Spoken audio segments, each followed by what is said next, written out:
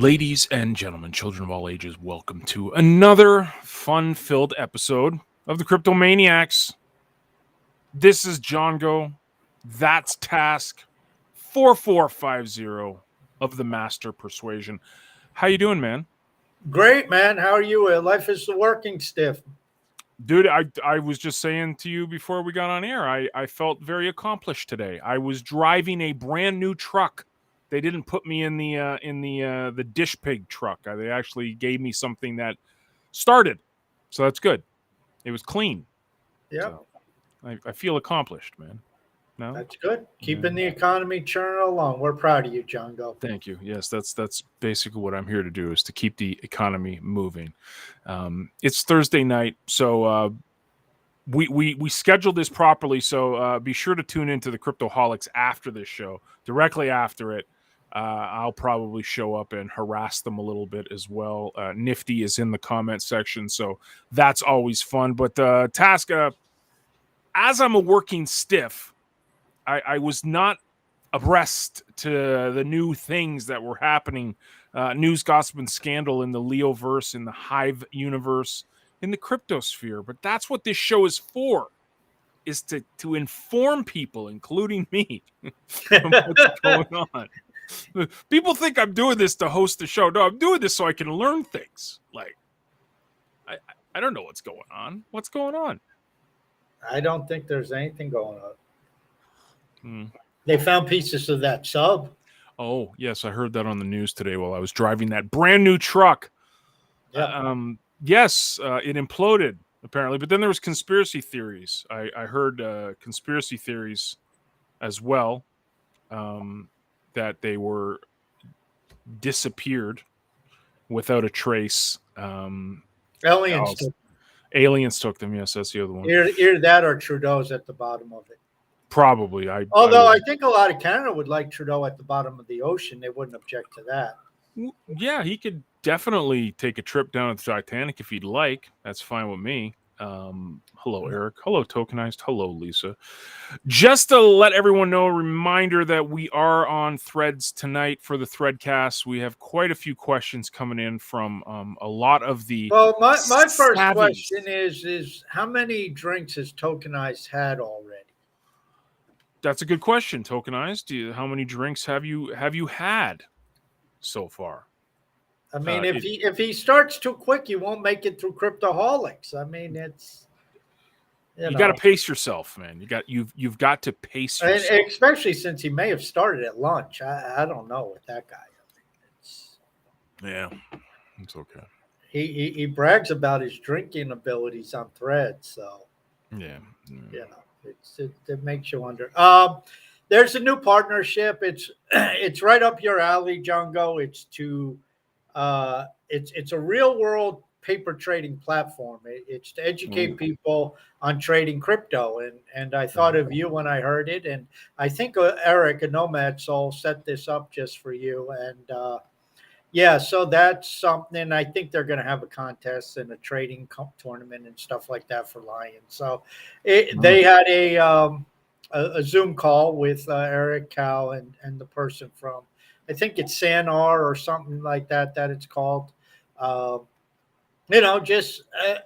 don't know what it'll bring to Leo in regards to users or if they have a community or any of that stuff, but it's another feature that's tied to the Leo Finance platform, even if it's not directly built into the UI. As I said, they'll have tournaments and things of that nature. So, I just wrote a post and put it up before this show. Partnerships, everybody thinks through a lens. Oh, how many people they're gonna bring to us? Well, a lot of times it's just, you get into these partnerships to build out your business so you have more options for your users. And that helps with retention. That helps with all this other stuff. So, people have to get into the what's it bringing to us and directly, and what is it going to moon the price of our coin, because we only care about green candles price go up. Of course. It's you're building out a platform, and the user experience is important, and part of that user experience is having options for people and stuff they want to do. I asked you in one of the other episodes, did you ever play Farmville? You said no, but a shitload of people played Farmville on Facebook, and Right. it seemed like a real stupid fucking game to me. But anyway, millions of people played it on Facebook, and it got people on Facebook every day to play Farmville. And Yep. people were sending out invites, join us in Farmville, and it Yeah. became a thing. And I who knows- challenge you to who knows how Farmville. much Yeah. ad revenue Candy Crush. Facebook made off of that. So Yeah, stupid. you know, Well, we have an answer from Tokenize. He said he's on 5th drink that he can remember. So that's good. well, math is hard. We understand tokenized. Yeah, for sure. Perfect. And we do have a question. Actually, it's in the Threadcast. It's from Nifty, but it's got to do with S and R. So should I ask that right now? Sure. And then we'll because he just basically said, will either of you be participating in the S&R Trading Club after the partnership announcement? Well, seeing that I don't trade a thing ever. Yeah, but you can learn. That's the thing. It's education. It'll help you. The problem with me is I dollar cost average because I'm an idiot. So like if there's things that are stupid simple like that I don't have to think about. I don't know how automated. I don't know how automated the platform is, but it gives you indicators and all that stuff of go long, go short. And yeah, it's dummy trading. It's not. I don't know. Maybe they have a true trading platform where you can actually put money in, but it's paper trading. I mean that goes back to obviously the pre-computer era of paper trading. When I came around in markets, we used to, do paper trading by literally reading the stock prices in the paper, and then you write down your trades on a piece of paper, and you'd see how you did over 30, 60, 90 days, whatever the time period was. And, you wouldn't have any real skin in the game. You just do it as an exercise and to practice your methods and learn your craft. And, right.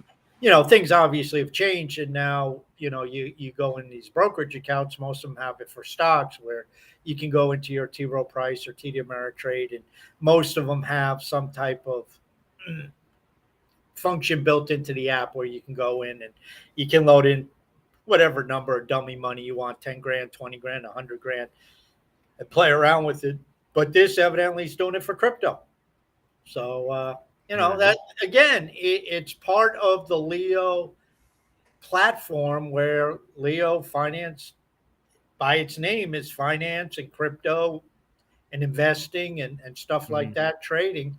And this is a good addition, in my opinion, to give people A, education, B, contests and things like that can be fun. I wouldn't be surprised if they did some contests and had some prizes, trading contests, and who's the best trader and all that, just, dummy money for fun. But, and then, you get some LP staked or whatever prizes they come up with. That wouldn't surprise me. So I think it's, these are the type of things. And I asked in Crypto Maniacs, I wonder what else not Nifty, a Nomad Soul is working on in this regard. And hopefully he's thinking about, what other features to bring to the Leo platform. Nice. It's all beautiful things, man. It's all beautiful things. You ready to dive into some questions, man? Sure. We've got a slew of them. So, sure. Quick reminder: this is the Threadcast, the official Threadcast, right there. Look at that! Look at that image. Like, can we just look at its glory? And if you're listening to the audio version of this, check out the replay on 3Speak. And the timestamp is around 9 minutes and 45 seconds into the show. Look at that amazing image, or just go to Threads and find the Threadcast. Come on, no, I'm trying to. It's impressive. It's impressive. Thank you. I can't take any credit for it, so it's all you. At least you remembered to put the image in the Threadcast today. That was good. Yeah, I mean, I don't do well with change, John. And when I you know. alter my thread cash, I have to takes a couple shots. Nope. Coinzilla ad showing up. Love it. Gotta love it. Cal's up first. Cal's got a slew of questions here. He wants to know, how do you feel about Bitcoin above 30K? Are we more likely to see 20K or 40K next? He made a poll, I think it was last night, about this. I put 20K.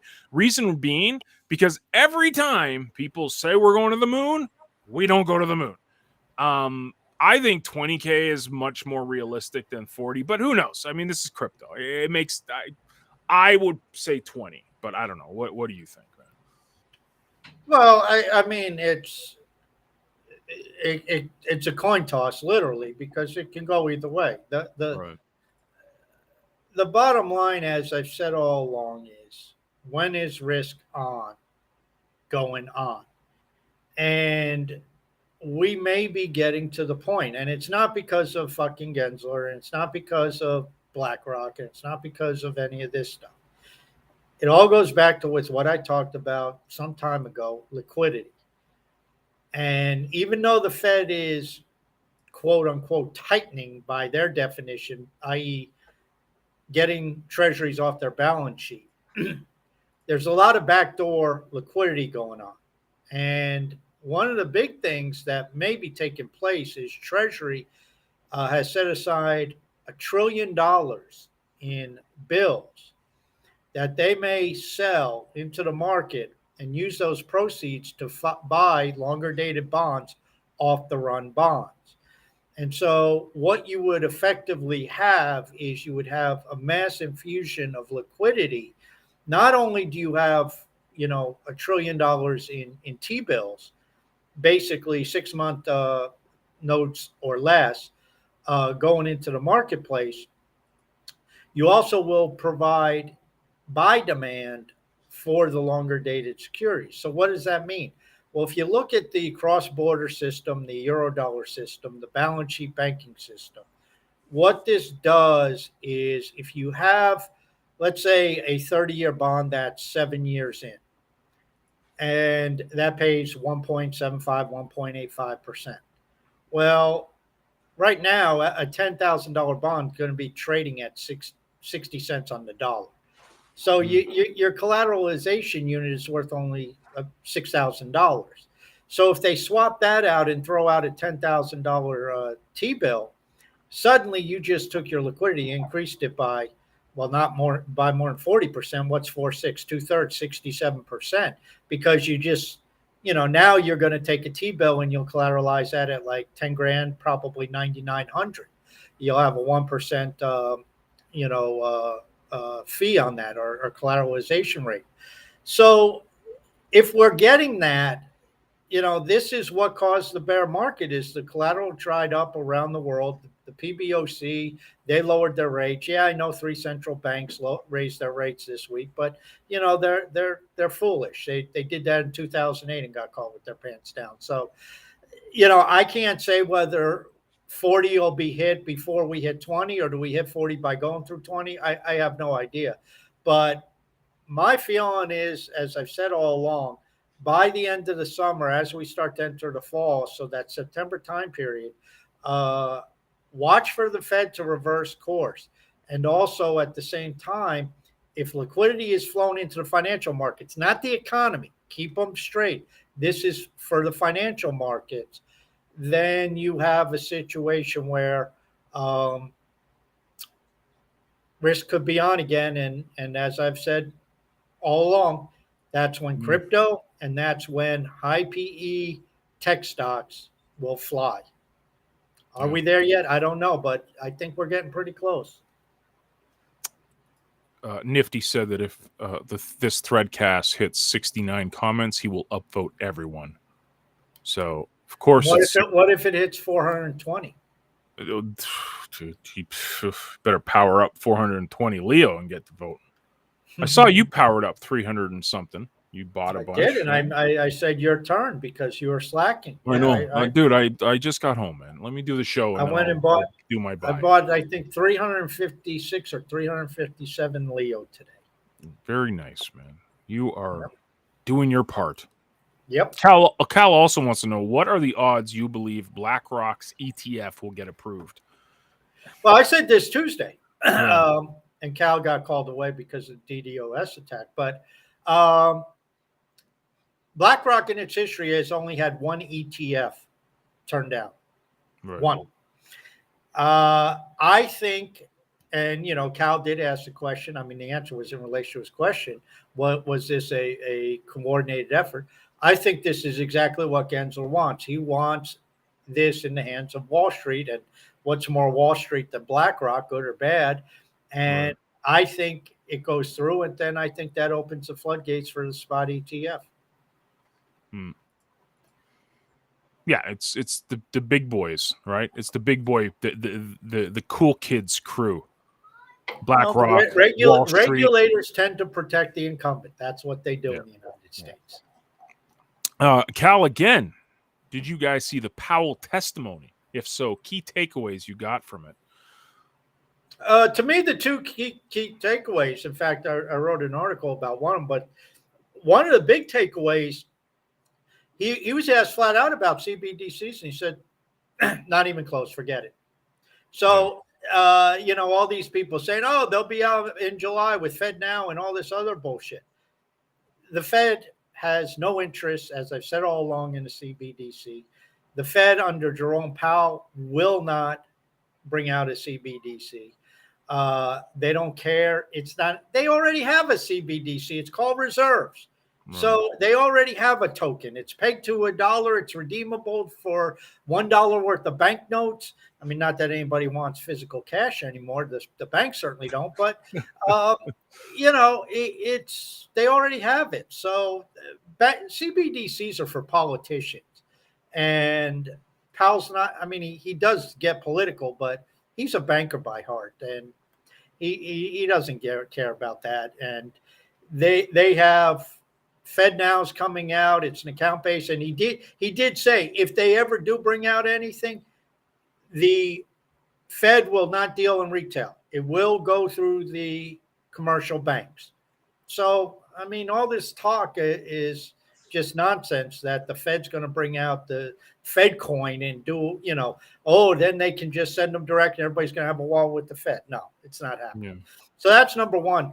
Number two, what was number two? What did I write the article about? Powell testimony. Yeah, I mean, what did he say? Shit, I forgot. That was the minor piece. Stable coins being money. Oh, yes.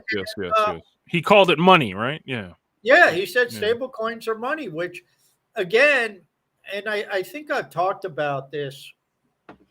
Alan Greenspan in a FOMC meeting in 2000, June of 2000, he talked about money, and he was talking about the data set that the Fed operates from, and he was talking about inflation targets and stuff, and he said basically, the Milton Friedman, if inflation is indeed a monetary phenomena, it presupposes we know what money is, and he said that's becoming a precarious proposition, and the reason being, he said, due to the proliferation of products. Now, he wasn't talking about Amazon. He was talking about the banking system, specifically the international banking system, and all these assets they created that they use as money, which money in that system is collateral. And so, as I've said all along, cryptocurrency, this and I told you so at the moment, cryptocurrency is the Eurodollar system. It's the same thing, except it's not closed to just banks. Anybody can create it. So that's what Powell was basically saying. These stable coins are just as much money as anything else that's created out there. Of course, the difference is anybody can create a stable coin. So that was, I think, the biggest takeaway. Not that cryptocurrency needed it, but the fact that Powell validated stable coins and cryptocurrency. He also said Bitcoin wasn't going anywhere, as in going away or something to that effect. Crypto didn't need it. We don't need government approval, but the fact that we got it, I think, is a major turning point. Yeah. And the reason why, by the way, the Fed threw their hat in the ring is because you got to remember there's an ongoing tug of war for power overregulation. And Powell saying, this is money, this belongs under us. Basically, he was kicking the CFTC and the SEC aside. Yeah. So, there is a self-serving interest there by the it's not for your bags, people. It's not for your bags. No. Continuing on, Nifty says, will Gensler be removed from his position as chairman of the SEC, or will the SEC Stabilization Act go nowhere? I mean, what's your opinion of him, Task? That's what everyone wants to know. Gensler ought to be like waterboarded. But leaving that aside, this is the dumbest thing in the world, because they can't. If this bill passes, first off, it might go through the House because it's Republican, but the Senate will likely not pass it. But even if the Senate passed it, Gensler works for Biden. Any of these departments are under the White House. If that bill shows up on Biden's desk, if he doesn't want to fire Gensler, he vetoes the damn bill. So the only way Gensler goes is if Biden wants him gone, or whoever the puppet master for Biden is, because we know Biden's not making any decisions, other than calling Xi a dictator. So, it's if the heat gets bad enough, somebody in the Biden administration will turn around and say, yeah, we got to get rid of him. But, just because a bunch of Republicans in the House want to change the law, that's all well and good, but Biden has to sign that bill. And if he's against it because he likes the SEC, how it is and the job it's doing, and make no mistake, Gensler is taking marching orders from somebody. I mean, what he's doing is not out of alignment with what the administration wants. So he's not going anywhere unless there's a major egg on the face moment with the administration. And then, of course, the administration will be forced to push him out. So the act itself won't get anywhere, because I don't even think it would pass the Senate. But even if it did, Biden just vetoes it and says, I don't want this. You guys got an awesome country. Just saying. Love it. Yeah, well, I can't complain. I can't say a word. I'm in Canada, and you see how we're being run.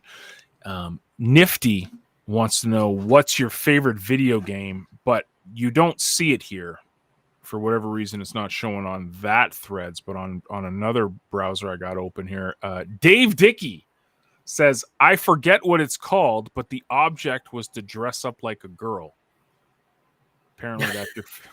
I don't know.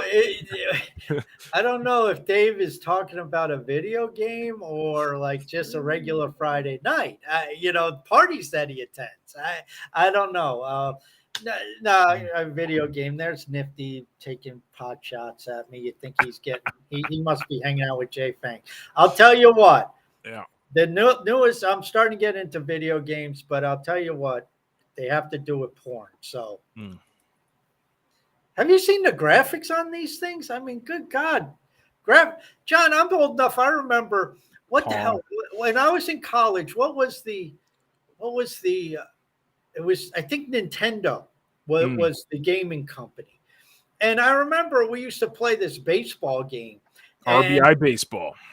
Was that it? And RBI baseball. Looking at it now, the graphics were it was like, I mean, it wasn't as bad as Pong. We had come a long way from Pong, but it's like compared to today, it was like, geez. And now you get these games and it's like, wait, is that like a game or is that porn? I mean, it's like you get this stuff and it's like movie theater quality. It's like, good God, the graphics are incredible. Yeah. It's pretty impressive. Tokenized has a question, and this is actually, I'm glad that he asked this, because this is I'm providing service to the economy, so I have this full-time job and I never know what's going on online until I come to the show. Tokenize wants to know, how do you feel about Leo Finance transitioning to an umbrella of all sorts of communities and no longer exclusively about finance? Well, I think it's a great idea. I mean, it's Threads already did that. I mean, Threads wasn't specific, and with the way things are shaping up, with the idea of the Everything app, with how the website is being, the UI is being designed. At least I think. I don't really know what the direction is, but it's really not that hard. It doesn't appear to partition this stuff off. And so Right. what happens is the finance end of things, finance crypto, just becomes another, we'll use the term community, but I don't really like that term, but it just becomes another community that you can post this content in. And if it's all on the same URL, what does that do? Page views. What does that do? Advertising revenue. What does that do? More time on site, more people to engage. Just what I was saying before about partnerships. Now all of a sudden you have a situation where you have Leo Threads, and people can drop their content in. Let's say their photography content. They Right. drop their photography content into Threads now. It's a Peak D or an Ecency or whatever post. It's not a Leo Finance post. Well, if you're going to cater to a general audience, do you want people clicking and going to other URLs? I mean, obviously, it's going to happen because people put up CoinDesk stuff, people put up USA Today or CNBC stuff or New York Times or whatever. But you want to integrate yourself as much as you can. So if somebody posts something to do with photography, they post their pictures, they do something like that, they do a photo post. You want that on Leo Finance, on your URL, on your Leo Finance URL. So having these communities, I think, is a great idea. Obviously, it was very upsetting to somebody because they DDoS attacked the site for Tuesday night. So somebody didn't like the idea of that and felt. That's why Hive can never have good things. Tokenize follows it up with, do you think the technology is already mature enough to allow a DAO to run traditional institutions such as sports franchises? Well, I hope that someone starts running the Toronto Raptors because the draft is on and they're not going to do a damn thing. So I'm all for DAOs running the Toronto Raptors. Let's hear that. Okay? Good stuff. Thank you. That's my. I'm for a bill in the United States Congress banning the NBA in Canada. Dude, why? Why? What's wrong with what? Why would we want the NBA in Canada? You're Canadians. You get hockey. We invented it. You can't even keep hockey in your damn country. We invented the sport, man. It's your national sport, and you couldn't even keep it in the country. Hockey isn't our national sport. What is? Lacrosse. Now you know. I would have just let everybody under the impression hockey was. Yeah, and lacrosse. We invented basketball. Lacrosse. And one of the oldest sports franchises is a football team in history in Canada. We ought to send. Okay, you want basketball? We'll send you the entire WNBA. You'll populate every city with the WNBA. That'll make Trudeau happy. What was the question? Do you think the DAOs are mature enough to run sports teams, basically? No. I mean, DAOs have so much work to do. I mean, DAOs are like NFTs, like in 2018, they're theoretical. So you got to go through all the bullshit we went through with the NFT bubble and these are a solution for everything, and they actually do nothing. And then you get a crash, and then you actually start getting some real utility and development applied to them, which you're starting to see some with NFTs. So I would expect the same process with DAOs. You're going to see DAO tokens. You're going to see all this other stuff, and people be saying this is the greatest thing since sliced bread, and it'll be bubblicious. And it'll be total bullshit, and and they'll crash, and then people will start to take DAOs seriously and start building serious stuff with DAOs. But not only is there technology tokenized, which you mentioned, there's also legal framework to deal with a lot of this stuff. It's and people say, well, DAOs get around legal framework. Yeah, that's true. But if you're going to own like a professional sports team, you got to deal with legal frameworks, because guess what? The NBA or the Major League Baseball, or any of these leagues, even minor league baseball leagues, are not going to allow it if, oh well, it's just a DAO owned by nobody, no mailing address, and but they want to buy your team. Yeah. Yeah, that ain't going to fly. No. So a lot of stuff remains with those DAOs. DAOs to me are going to be online to start, and then you may start to see some real world integration into it. But I think we're going to see DAOs first and foremost really expand and thrive in the digital world. Mm-hmm. Then you can start to see maybe the pollination into the real world, if I had to guess. Right. We're at 45 comments, so keep going, guys, because we need Nifty to upvote everyone. 69 is the target. We're at 45, and I'm refreshing here. My Brave browser just does not like Threads when I open it up in multiple windows or tabs. It's for whatever reason. It's just I've had some issues on Brave too. Yeah. Damn you, Brave. Damn it. Tokenize also wants a pic of the truck I drive, and Dave is just on it today. First of all, he said, when we asked about what do we think about Leo Finance transitioning to all sorts of communities, it said it makes him want to get high. What doesn't make him want to get high? Shocker, right? Shocker. Wait. Yeah. There's also a presumption there that he's not high right now, which I think is a very big presumption. Yeah. Definitely. This is a great show already, guys. You guys are crushing it. Tokenize said, share a pic of the truck you drive, John. Dave said he's got one of those jacked up, mud-tired, tiny penis trucks. Hashtag overcompensate. Bravo.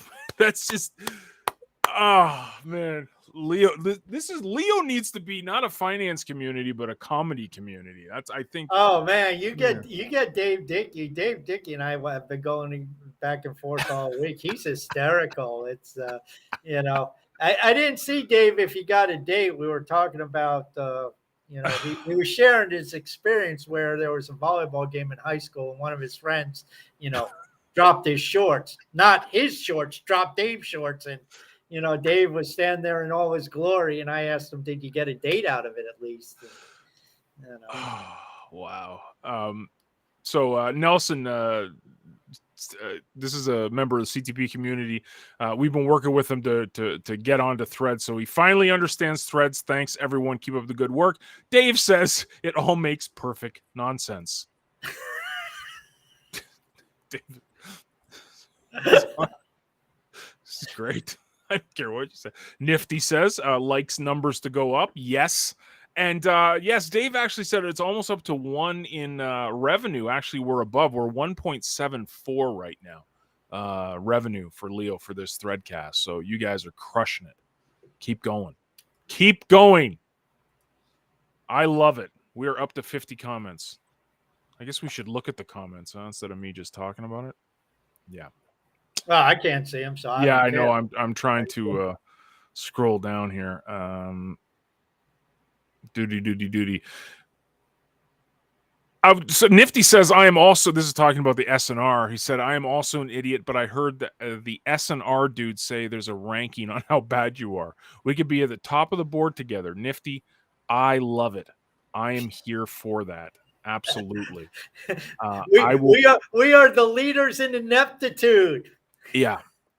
Just fantastic stuff.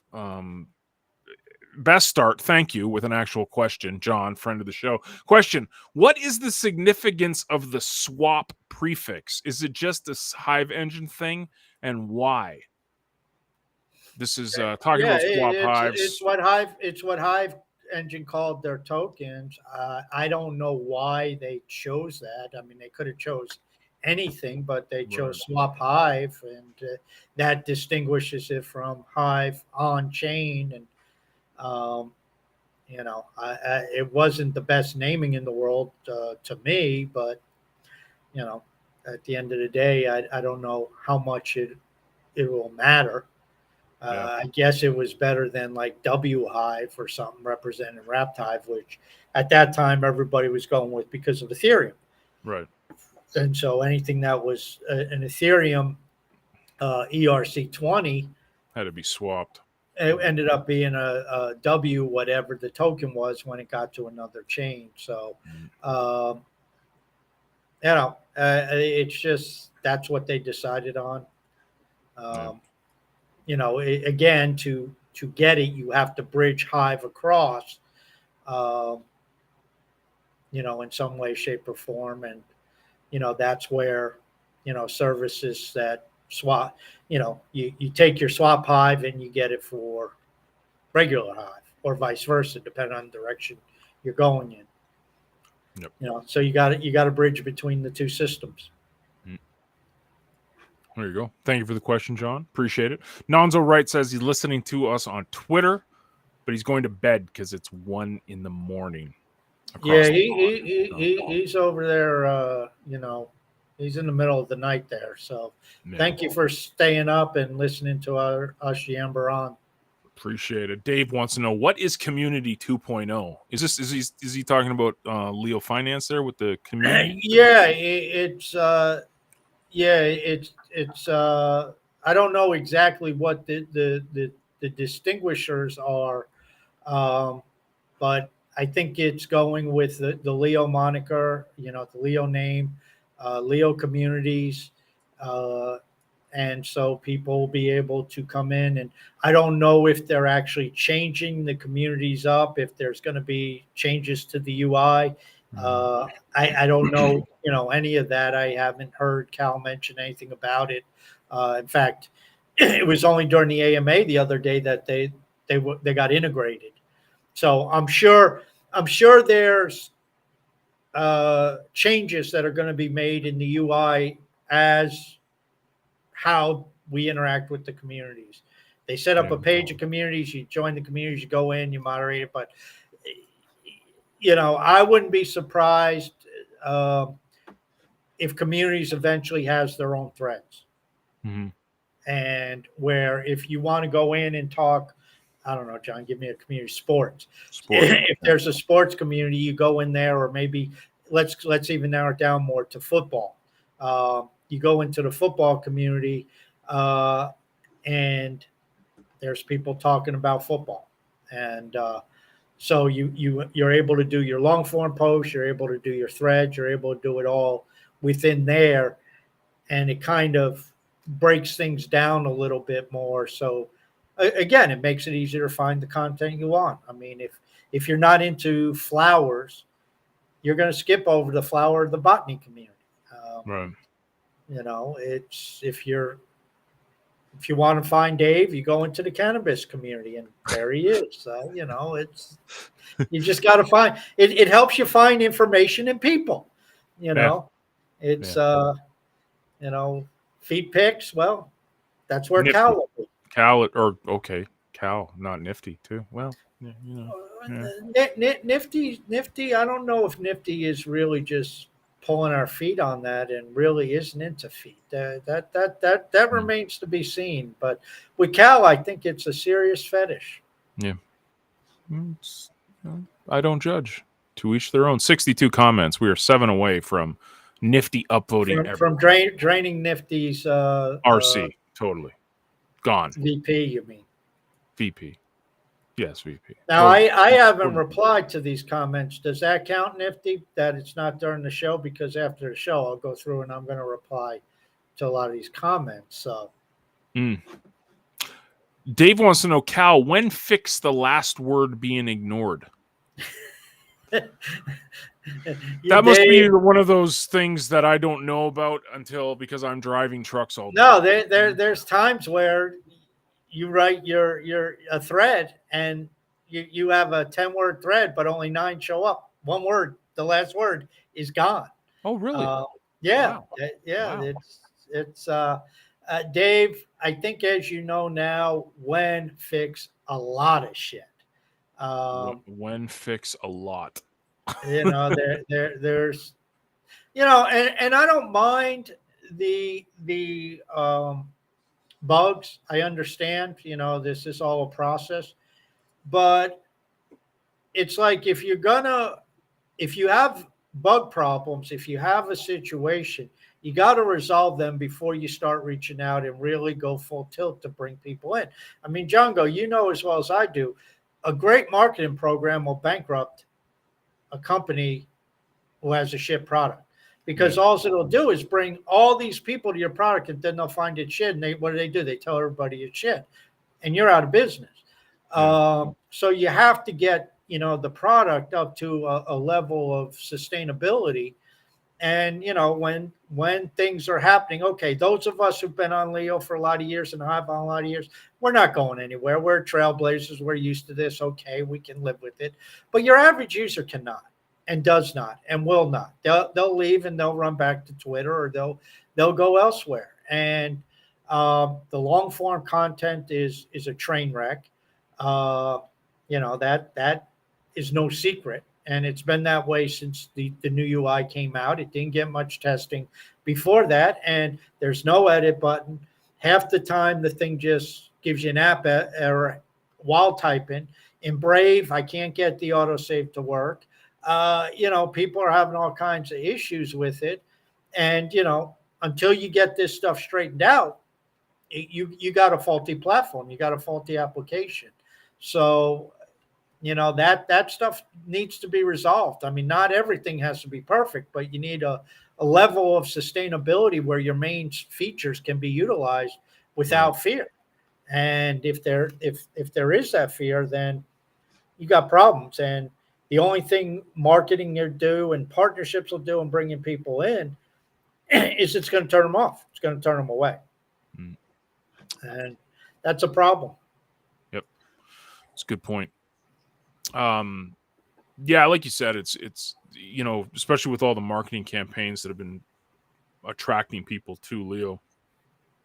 This is stuff that's like, for you and I, it's like, it's just, it'll get fixed. But someone brand new, you got to think of them, and they'll be like, yeah, like we already have an uphill battle with Hive as is, like, for onboarding, right? Like, just telling someone, hey, this is your memo key.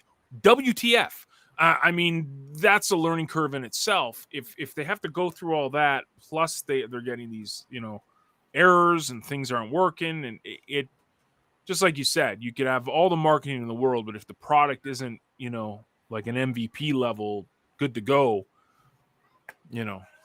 so it's and it's great to keep adding more, but if the stuff you have already there isn't working, you have to get that working before you add more. And I understand, so a lot of times you add more and then that breaks shit that you had working. I mean, okay, that's life in the software world. But again, you have to reach a minimum level of sustainability and usability before you start to target anything outside your core early adopter trailblazers. People are a little bent who, okay, they'll put up with the shit. Most people will not. And, you get one shot at people in many instances. And if you torch it, they don't come back. There's other options out there. And it's an uphill battle, not only with all the keys, forget that, just getting them to leave Twitter, Facebook, Discord is damn near impossible. And if you do that and you blow it, forget it. You're going to quickly devolve back to, 75 or 100 people using the app a day. That's what's going to happen. Yep. And when people get frustrated, that's a problem. And, we've all lost posts over the years. If you lose posts over the years and it happened a couple times, okay. But when it's happening a couple times in a week, you got serious issues. I mean, you got people who are upset, and that doesn't really bode well. And this is simple. I don't even know what do you call it, John? Customer service. This simple marketing 101. I mean, you better get your base secure, And I don't mean your base users. I'm talking the base of your product. There you go. We're at 67 comments. So 2 more. And Nifty upvotes everything. On top of that, Nifty also said that if we get 420 comments, he'll power up 429.69 Leo as well. So thank you, Nifty. We might fall a little short. Bradley Arrow decided to show up to a threadcast for the podcast. I like it. He's got a I'm surprised. I'm surprised he's listening live. Usually he listens on the next morning. He said on his way to work, and I know he does because he made a comment. I said something on Tuesday's show, so yeah, he did listen. He wants to know: are you going to cover your thoughts on a possible bull run? You did kind of touch on it a little bit earlier, but okay. I mean, I'll isolate it to the market. I don't usually talk the market because I don't really care in regards to my day-to-day decisions. But a bull run is coming up. How do I know? Because they always follow a bear market. So bear markets are followed by bull markets. We just don't know when. We don't know how long the bears will last and how long they'll take. Using macro indicators, and here's the other thing about markets, Bradley. Don't look at the economy. Ignore the economy. People make the mistake of saying, well, the economy's going to shit, so the market's going down. No, the stock market always leads the economy anywhere 6 to 9 months. So your economy could be crashing and the market will take off. And I'll tell you why. There's a very valid reason for this. And again, it goes to the liquidity side of things. Think of oil.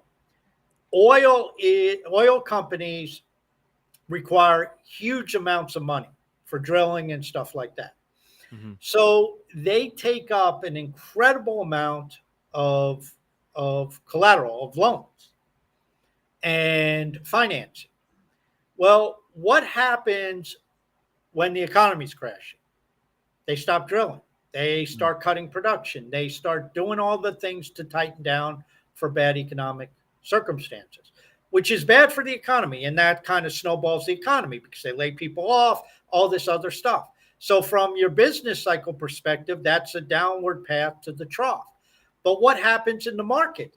All of a sudden you have money that was going to the oil companies that is now free for other things because it's in the financial system. And so that allows for it to go into other areas of the market, and that's what starts pushing the market up higher. I would say this next liquidity cycle, we're already seeing it starting to kick off, but you're going to see probably a bull market going into, 2023? I'd say it'll carry us into 2026. Now, where does that put the price of Bitcoin? I have no idea. Where does it put the price of Hive or Leo or Tesla or IBM stock or the S&P? I have no idea. But I think you're going to see a major bull market. Crypto will take off. Other assets will take off. I mean, gold may finally have a run in it too, because there will be gold will go up $5. No, I think you'll see you have the potential for a significant move higher. It's not because of the dumbasses and the dollar's going to crash, gold's going to 10 grand. No, it's not because of that. It has to do with liquidity and a certain percentage of that liquidity, because people will grab a certain amount of gold for their portfolios. So you'll see these assets moving higher. Bonds probably will lag, simply because the alternatives out there will be better than the return on bonds. I mean, they'll get into the game at some point. Right. So I think when you're looking at it, are we there yet? It was like Cal's question. Are we going to 40 or are we going to 20? I don't know. I mean, we could drift down lower going into, through August and into September. I mean, we could see things and markets go down. Or we may have bottomed out. I don't know. But the point being, once we do take off, and the other thing is we're going to get, and people hate this, because of, again, their ideology, and they just really don't comprehend all the moving parts. But central banks are going to have to engage in QE, and they're going to have to expand the balance sheets, because you have issues with these governments, and these central banks aren't going to have a choice, really. They people will hem and haw, and even the central banks will hem and haw in many cases, but they're going to have to do it. And what that'll do is the same thing, is you'll see that benefit the markets. It'll benefit assets. And so you could have the situation where you're talking about 3 years of this stuff, where there's liquidity flowing from many, many different sources, and that goes into assets. And that's why owning assets is beneficial during these times. And I think crypto will benefit. Will it benefit as much as, let's say, the stock market? I have no idea, but I think crypto will benefit, because when people are in that mindset of risk on, that's when FOMO starts. That's when greed takes over. That's when the driving force is everything's going to the moon. And that's when you see a lot of money moving into these markets. And the key indicator to watch is the reverse repo market. Reverse repo is effectively collateral on the sidelines. It's money on the sidelines. And that's one other reason why what Janet Yellen is proposing doing at Treasury is that makes it appealing to money markets, which then can drive money out of the reverse repo, drive assets out of reverse repo. Well, it is money. Drive that out of reverse repo these days. And again, now you get into the liquidity. Now you get balance sheet expansion instead of balance sheet constraint, which I've been talking about for a year and a half. So now you get into expansion, which may not expand enough to get global growth rates up, but it'll be enough to move financial markets. So I think there's good times ahead. I've said all along, H2 2023 is when it starts happening. Initially, I thought it was going to be quarter two. I said that, I think, about a year and a half ago. That was wrong, but H2 is looking like a little better estimate. And, we may have seen the lows. In fact, I would say, what did Bitcoin get to? About 15 grand? I would say that's probably not going to be broached. Just a guess, but I think the lows are in for that. I think the lows of Ethereum, I think that got down to about 1,000. I don't see Ethereum getting that low again, maybe. But I mean, this is a good time to consolidate it, and there will be volatility. So, Bitcoin could go up to 35. I mean, Cal said 40 or 20. Bitcoin could go up to 35 and then drop back to 27. Doesn't have to necessarily go to 20 to 40. It could go 35, 27, 32, 29, 37, 27. I mean, it could bounce around. There could be a lot of volatility. But I mean, I've been consolidating through the bear. I mean, I've been, amassing, accumulating through the bear. I don't see any reason, if you've been on the sidelines, where, I mean, you may want to seriously think about taking a look and saying, okay, maybe now's the time to start accumulating.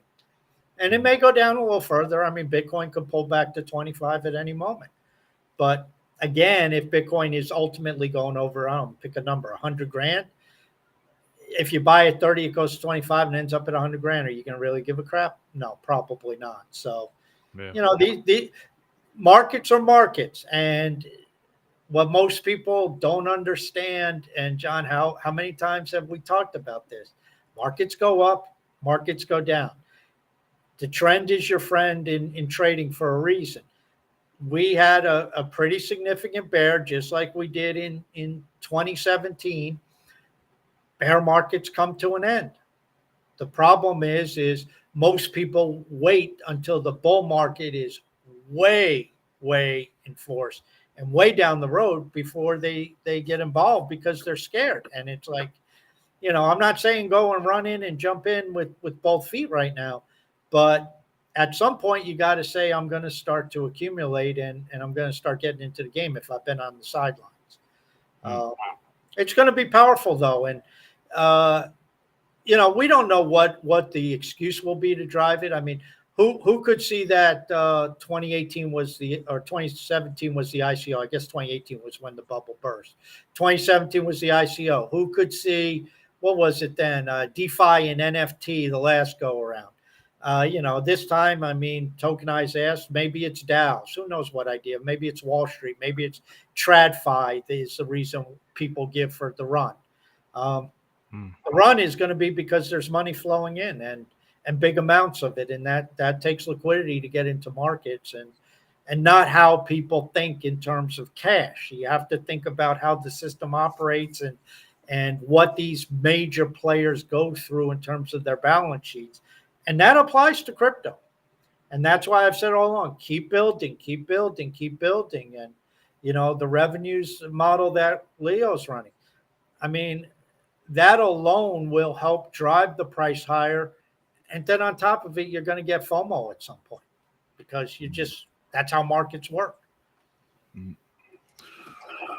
We are getting short on time, but there's a few more questions I want to get at. First of all, people are absolutely crushing it. There's lots of conversations going on Threads.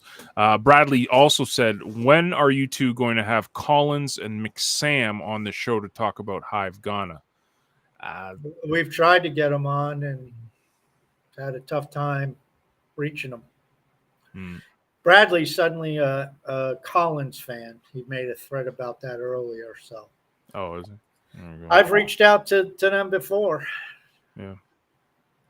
Anytime. Plus at this hour, it's tough because you know what time middle of the night, right? Yeah. Over there, it's like 1 a.m. So I mean, hell, it's what's it in Newfoundland? It's got to be like, what are they, 3 hours ahead of me? 3.5 hours ahead of me, but 1.5 hours ahead of you. Oh, is it? Okay. Yeah, and we got the extra half hour there because we're Newfoundlanders and we do things different, I guess. Anyways, Eric Burgoyne, first time to the Threadcast, says, question, which is better, staking Hive, I have over 5,000 staked, or HBD, which I have 145. Now, Dave said both, don't put all your eggs in one basket, and that's kind of like my thinking too.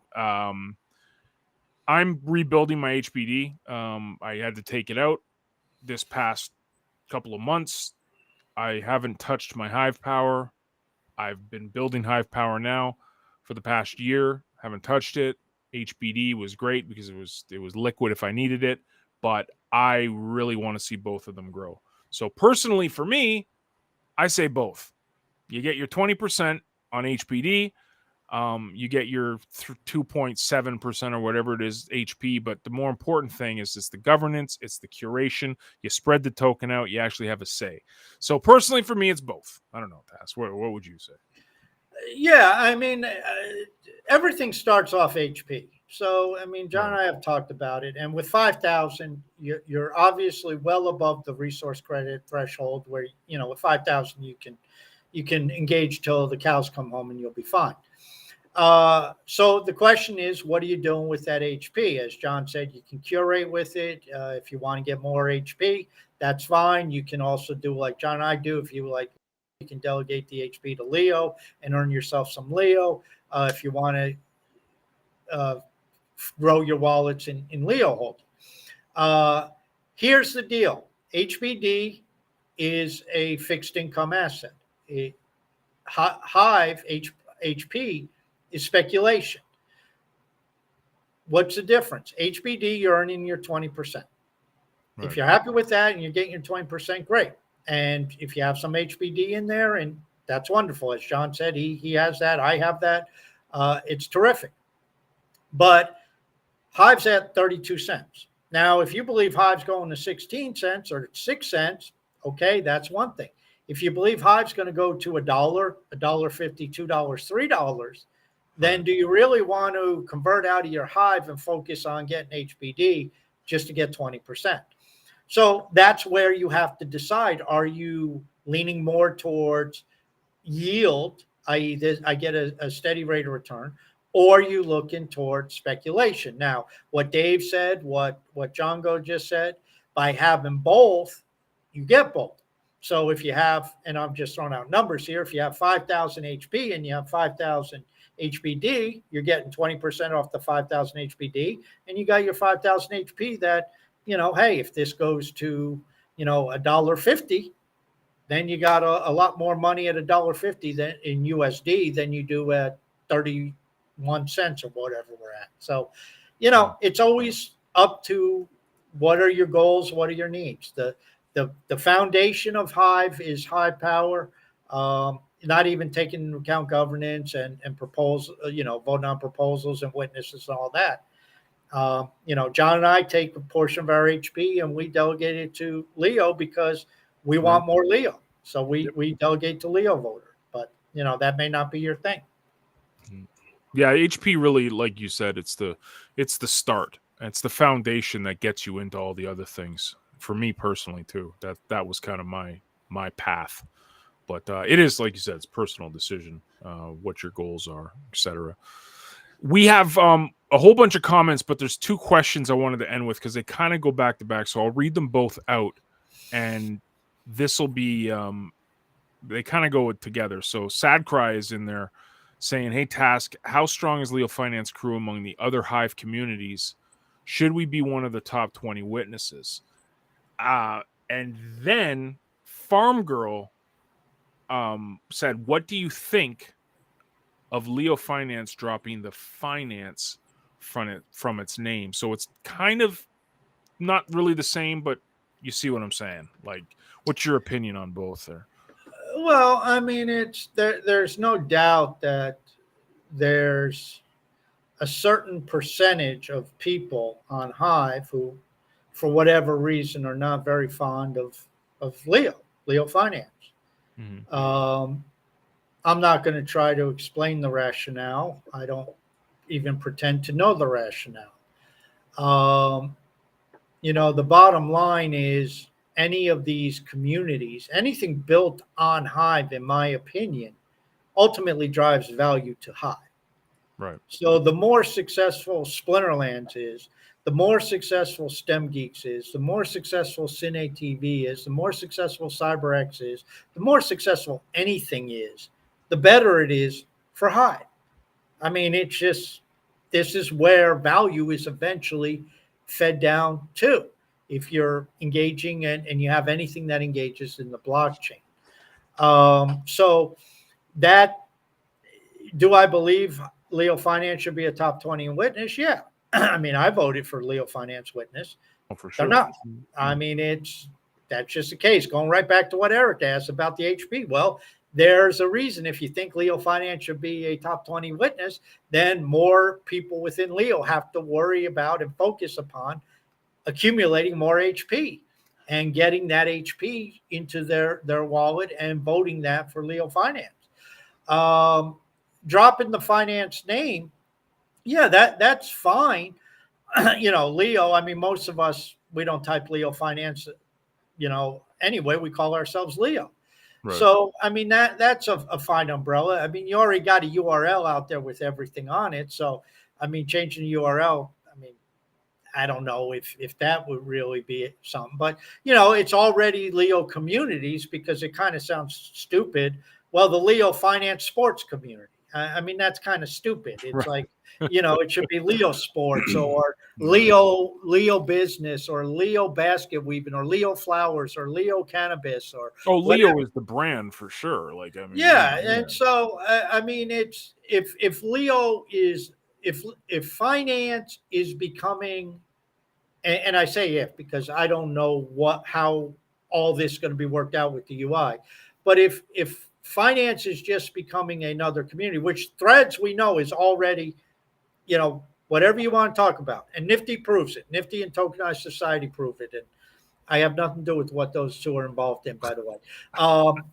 But, a lot of the stuff that has nothing to do with finance and most of the stuff that's said on there. And that's fine. It's general purpose. That's what you want. And so now all of a sudden, if you incorporate the communities, and I haven't been to a community, so I don't know if I click on one of these communities and I post, I guess it's like posting, through that community's front end or posting on PD through, the basket weaving community or into the basket weaving community. So, Right. if that's the direction and how things are unfolding, then yes, you make Leo finance, or you make Leo finance a community, so it's different from Leo sports, Leo basket weaving, Leo whatever, movies, Leo entertainment, Basket weaving. Leo basket weaving. That could be very popular. Don't underestimate those basket weavers. Nifty with his Leo mature after hours community. It makes sense if you're going to have that. To be perfectly honest, though, a lot of communities probably just threads is enough because, I mean, how many? I mean, I know people write long form content about flowers, but let's be honest, most people are just going to take pictures, put them up. There even sports. How many people write long form articles about sports? I mean, you have journalists out there, but for the most part, other than reading about a game or something, I mean, if you and I want to talk about, will so and so be traded? I mean, we could do that in threads. And you could do a threadcast of why you think so and so will be traded, and then I could retort it and say, I agree with you what they'll be traded, but this is the reason, and this is the team they'll go to, and not the Kings. They'll go to the Lakers or whatever. Right. So it's just all part of the evolution. Definitely vote Leo. I definitely have them voted, and everyone that follows me as my votes, that's where it's going for sure. It's going to Leo. But yeah, man, look at these numbers. 139 views. That's approximately 25 cents or 3.03 Leo generated in ad buys from the Threadcast. You guys, are there any ads in the Threadcast? Oh yeah, they're there. Yep. The CryptoZilla's up a couple times. I see CryptoZilla. Couple times. So okay, Yep. so they are, as you scroll down, you have the one right underneath. Right underneath it. Okay, so every X number of threads, they're throwing an ad. That's good. Yep. So thank you guys. Amazing time. We went over the time because Cryptoholics is up. So make sure to go and hang out with Nifty and Nomad. And we'll be back next Tuesday. And hopefully we'll get up to 4 Leo in ad revenue from the Threadcast. No? Yeah. Right. 5, 6, 7, 8, 10. We need more. Guys, have a great weekend. And we will see you on Threads. Toodles.